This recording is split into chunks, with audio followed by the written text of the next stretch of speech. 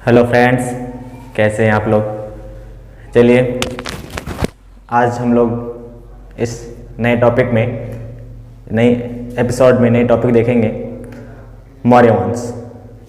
मौर्य वंश को पढ़ने से पहले हमें मौर्य वंश के बारे में किन किन चीज़ों से जानकारी मिलती है पहले उस पर बात करेंगे। तो हमें यहाँ पर 3 तरह की जो साक्ष्य हैं या स्रोत हैं जिनसे हमें मौर्य वंश के बारे में जानकारी मिलती है, जिसमें पहला जो स्रोत है वो साहित्यिक स्रोत है, उसके बाद विदेशियों का विवरण है और तीसरा जो साक्ष्य के रूप में मौजूद है वो है पुरातात्विक साक्ष्य। जो साहित्यिक साक्ष्य है उसमें ब्राह्मण साहित्य में जो पुराण है, अर्थशास्त्र, विशाख दत्त का मुद्रा राक्षस और कथा सरित सागर, बृहत कथा मंजरी, बौद्ध धर्म और जैन धर्म के जो ग्रंथ हैं उनसे हमें मौर्य वंश के बारे में जानकारी मिलती है। उसके बाद अगर विदेशी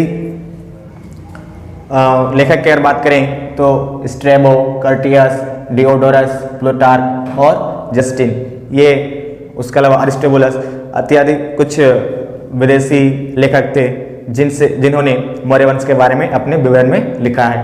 उसके बाद जो पुरातात्विक साक्ष्य है, पुरातात्विक साक्ष्य में अशोक के द्वारा कई अभिलेख और शिलालेख लिखे गए हैं जो हमें पुरातात्विक साक्ष्य के रूप में मौजूद है। साथ ही पाटलिपुत्र में चंद्रगुप्त मौर्य का जो एक बड़ा सा महल था, राजप्रसाद, उससे हमें जानकारी मिलती है।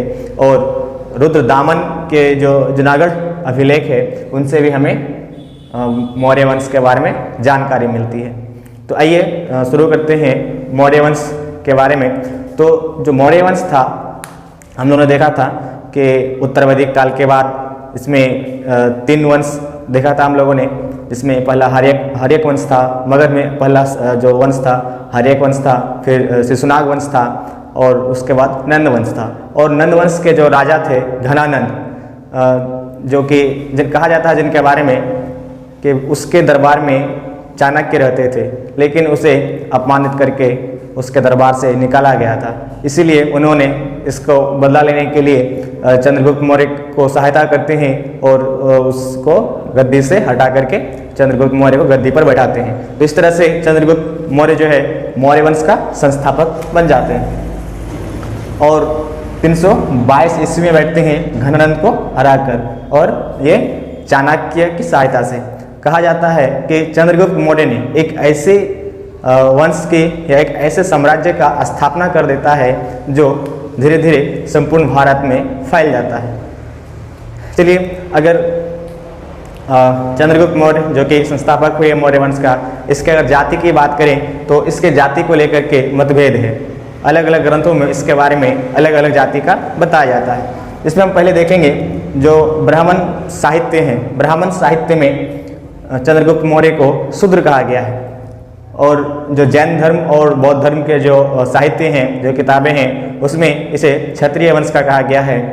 और जो रोमिला थापर हैं इसे वैश्य कुल के मानते हैं।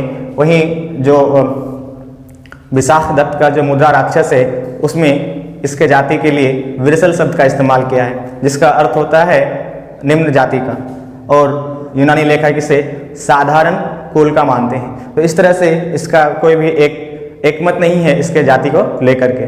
चलिए आगे देखते हैं।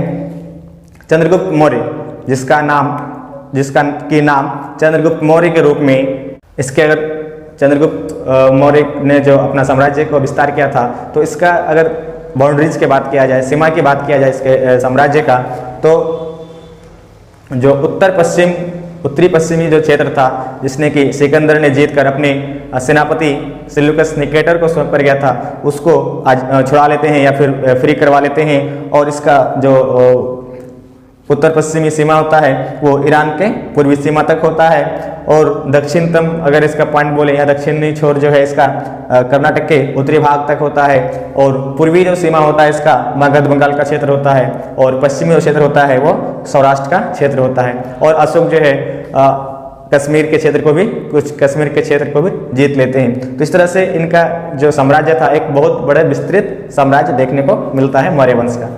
चलिए देखते हैं 300 BC में 305 BC बिफोर क्राइस्ट में चंद्रगुप्त मौर्य और सेल्यूकस निकेटर के बीच में युद्ध होता है, जिसमें चंद्रगुप्त मौर्य जीत जाते हैं और अपनी बेटी यानी कि सेल्यूकस निकेटर जो कि सिकंदर का सेनापति था और उत्तर पश्चिमी क्षेत्र में शासन चला रहे थे सिकंदर के जीते हुए क्षेत्र में, उन्हें विवश कर देते हैं हराकर अपनी बेटी से हेलेना या कार्नेलिया से विवाह कराने के लिए।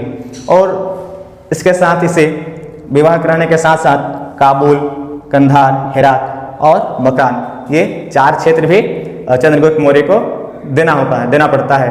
और चंद्रगुप्त मौर्य जो है उन्हें उपहार स्वरूप 500 हाथी देते हैं। साथ ही मेगास्थनीज को चंद्रगुप्त मौर्य के दरबार में भेजते हैं सेल्यूकस निकेटर, जिसका रचना है अर्थशास्त्र, जिनसे मौर्य वंश के जो प्रशासन है उसकी जानकारी मिलती है। आगे देखते हैं कि चंद्रगुप्त मौर्य अपने जीवन के अंतिम दिनों में वो जैन धर्म को अपना लेते हैं और जैन धर्म की जो दीक्षा लेते हैं वो भाद्रबाहु से लेते हैं और वो कर्नाटक के श्रवणबेलगोला चले जाते हैं अपना निर्वाण की प्राप्ति के लिए, और वो भूखे रह करके अपने शरीर का त्याग कर देते हैं। सलेखना विधि से वो अपने प्राण को त्याग देते हैं। इनका जो नाम है सैंड्रोकोटस इसके लिए नाम इस्तेमाल किया था जस्टिन और स्ट्रेबो ने, और एंड्रोकोटस इस वर्ड का इस्तेमाल किया था चंद्रगुप्त मौर्य के लिए अपियन और प्लूटार्क के द्वारा, और इसकी पहचान जो किया गया था विलियम जोन्स के द्वारा कि ये दोनों नाम एंड्रोकोटस और सैंड्रोकोटस जो है वो चंद्रगुप्त मौर्य के लिए ही इस्तेमाल किया गया था। चलिए दोस्तों आगे बढ़ते हैं। चंद्रगुप्त मौर्य के बाद जो उसके उत्तराधिकारी हुए वो उसके पुत्र बिंदुसार हुए। तो देखते हैं बिंदुसार ये जो है 322 BC में गद्दी पर बैठते हैं और 322 से लेकर के 298 BC तक गद्दी पर रहते हैं। उसके बाद बिंदुसार जो कि 298 BC से लेकर के 272 BC तक मगध के गद्दी पर बैठते हैं। कहा जाता है कि इन्होंने चंद्रगुप्त मौर्य ने जो क्षेत्र ऑक्युपाई किए थे या जीते थे उसके अलावा उन्होंने 16 क्षेत्र को भी और जीते थे। ये जो है आजीवक संप्रदाय का अनुयायी था। यूनानी अगर इसके उपनाम की अगर बात करें तो इसके कई उपनाम देखने को मिलते हैं बिंदुसार के बारे में, जिसमें जो सबसे इम्पोर्टेंट उपनाम है वो फ्लीट द्वारा दिया गया उपनाम अमित्रघात है। इसका अर्थ होता है दुश्मन का वध करना या फिर दुश्मन का वध करना होता है। यूनानी लेखक ने इसे अमित्रोचौड़ास के नाम से संबोधित किया, वहीं स्ट्रेबो ने इसे अलिट्रोकेडस के नाम से संबोधित किया, वहीं वायुपुराण में इसके लिए वज्रसार या वरिसार का इस्तेमाल किया गया, और जैन ग्रंथ में इसे सिंहसेन के नाम से संबोधित किया। और जो सबसे इम्पोर्टेंट है वो फ्लिट के द्वारा दिया गया उपनाम या जिससे संबोधित किया था वो है अमित्रघात।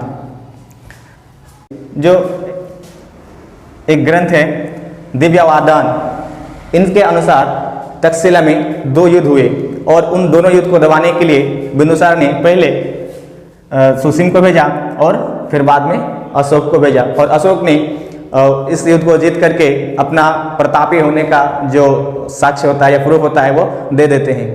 और उसके बाद आगे देखते हैं। स्ट्रेबो के अनुसार सीरिया के शासक या राजा एंटियोकस ने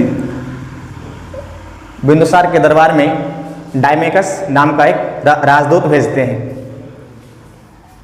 प्लिनी के अनुसार, और इसी में बिंदुसार ने सीरिया के राजा एंटियोकस से 3 प्रार्थनाएं की थी, जिसमें अंगूर, सूखे अंजीर और एक दार्शनिक के लिए प्रार्थना किया गया था बिंदुसार के द्वारा, लेकिन उसमें से पहले 2 प्रार्थनाओं को या रिक्वेस्ट को एक्सेप्ट किया गया था, और तीसरा जो रिक्वेस्ट था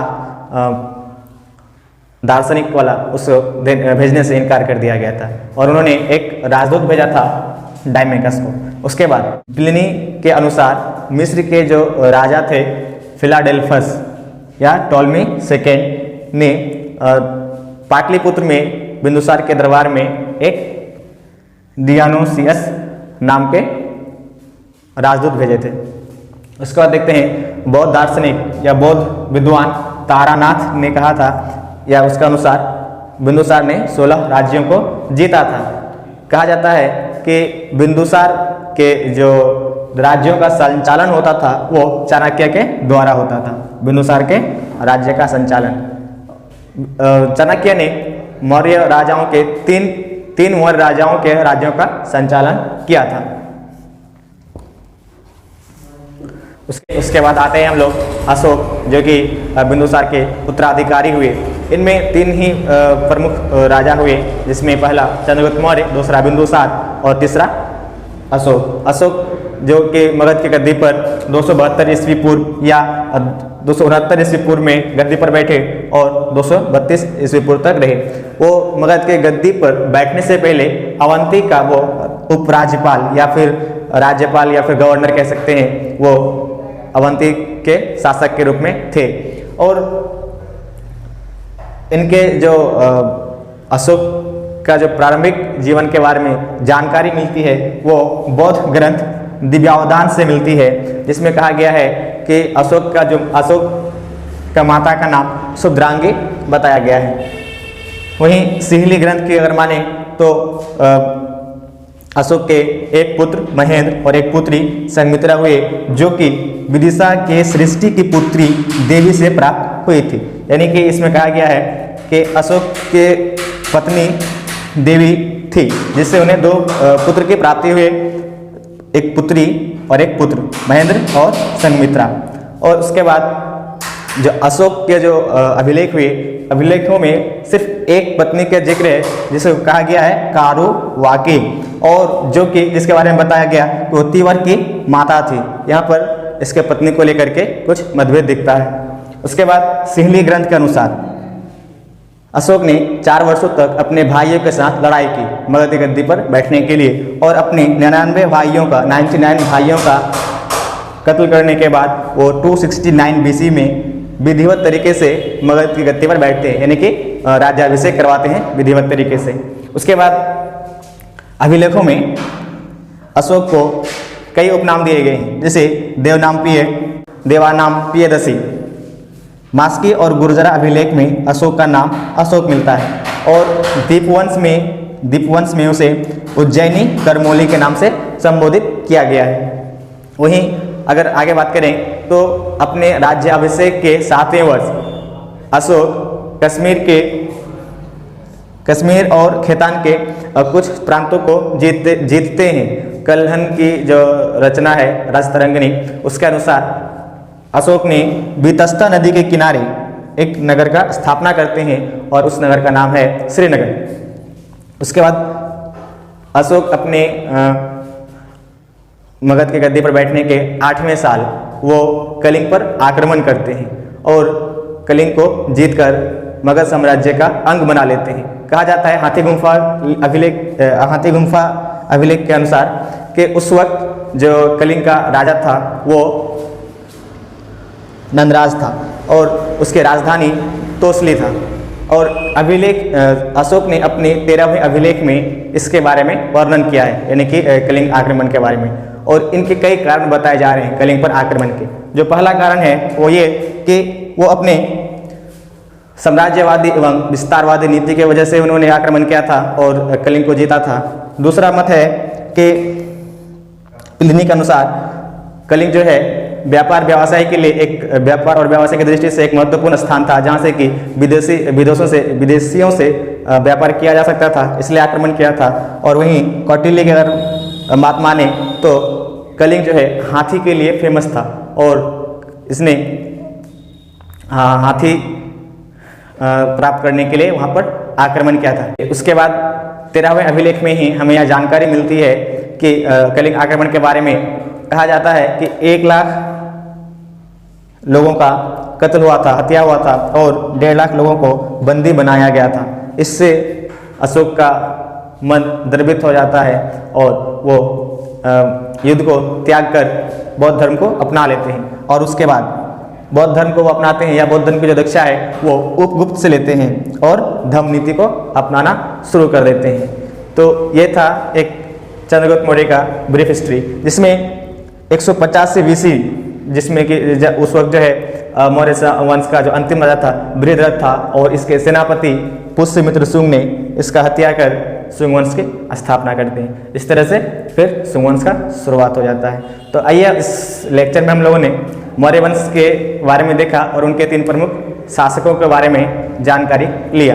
अगले वीडियो में जब हम मिलेंगे तो वहाँ पर कैसा प्रशासन था, सामाजिक व्यवस्था कैसा था, आर्थिक व्यवस्था कैसा था, प्रशासन कैसा था, इस पर बात करेंगे। वहाँ से मिले अभिलेख साक्ष्य जो हैं उन पर बात करेंगे। तो चलिए दोस्तों, आज के इस लेक्चर को, इस वीडियो को यहीं पे एंड करते हैं। और सब दिन की तरह आज भी वही चीज़, अगर आप हमारे चैनल में नए हैं तो प्लीज़ सब्सक्राइब करें, अगर लाइक करें, शेयर करें।